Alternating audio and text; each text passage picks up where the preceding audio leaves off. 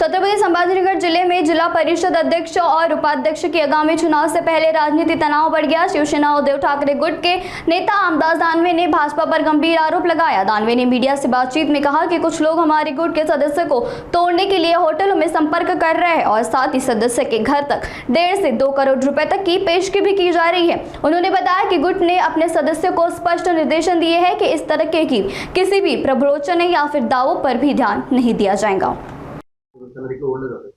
ओढल्या जातो नाही, 1.5 आणि 2 कोटी रुपये घरी घेऊन जातात लोक घ्या म्हणायला सदस्यांना. भारतीय एवढे पैसे भाजपवाल्यांना 10 लाख आणि 5 लाखाची ईडीची चौकशी केली, तेवढे 1.5 कोटी 2 कोटी 5 कोटी येतात कुठून? याला कोणी बघत कसं नाही? इन्कम टॅक्स वाले, सीबीआय वाले, ईडी वाले, हेच मला कळत नाही. मंत्र्याचे कार्यकारी रोहित कुलकर्णी जे होते पैसे घेऊन फिरतो, भिवंडीतील व्हिडिओ आणि फोटो व्हायरल केले. हो, आमच्या काही सदस्यांनी मला तसं कळवलेलं आहे. तो जो कोणी अधिकारी आहे तो भारतीय जनता पार्टीकडून किंवा जे मंत्री आहेत आपले इथे त्यांच्याकडून आलेला होता. त्यांनी आमच्या सदस्यांना आमिष देण्याचा पूर्ण प्रयत्न केलेला, हे सत्य आहे.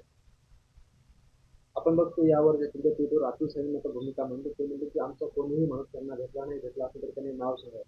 रोहित कुलकर्णी नाव आहे, फोटो पण आहे. मी फक्त त्याच्यात व्हिडिओ त्याच्या गाडीचा पाठवला, मी फोटो पण आता टाकलेला आहे ट्विटरवर. आता फोटो पण आहे.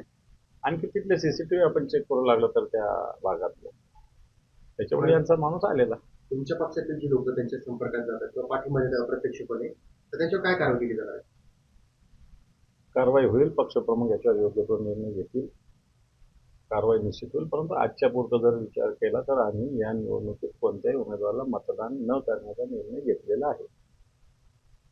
पण तुमचं म्हणणं होतं की सत्तेत गेलं पाहिजे असे अनेक लोकांची इच्छा होती, त्यांच्या सदस्यांची इच्छा होती. आता इच्छा होती, पण सगळ्याच इच्छा पूर्ण होत असतात अशातला थोडी भाग आहे. आणखी कधीतरी पूर्ण करण्याचा प्रयत्न करू. आपण मुख्य जे शिवसेना आणि भाजपात सुद्धा अध्यक्षपदावरून बसत का झाले? मला नाही माहिती त्यांच्यात कोण होणार आहे, काय होणार आहे, मला याच्यात ज्ञान नाही. भाजपचं होणार का शिंदे गटाचं होणार याची माझ्याकडे काही माहिती नाही. शिवसेनेच्या लोकांना निवडून आलेल्या पहिल्या दिवसापासून भारतीय जनता पार्टी त्यांचे इथले नेते हे सातत्यानं मोठ्या प्रमाणावर आर्थिक आमिष दाखवतात. त्याच्यानंतर विकास कामासाठी करोडो रुपये देऊ म्हणतात, जिथे कधीच देत नसतात, खोटं बोलतात.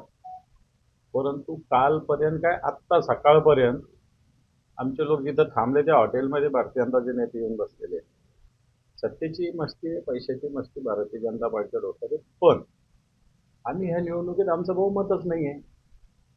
आमचे फक्त 9 सदस्य आहे.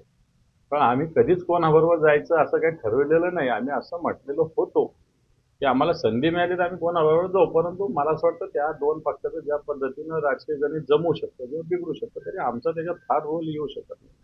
आणि म्हणून आम्ही या निवडणुकीत कोणालाही मतदान न करण्याचा निर्णय ऑलरेडी घेतलेला आहे. पण भारतीय जनता पार्टीची नीती आहे ती अतिशय धोकादायक आहे, भयावह सुद्धा आहे आणि नैतिकदृष्ट्या ओव्हरऑल पाहिलं तर अतिशय चुकीची असं म्हणावं लागेल.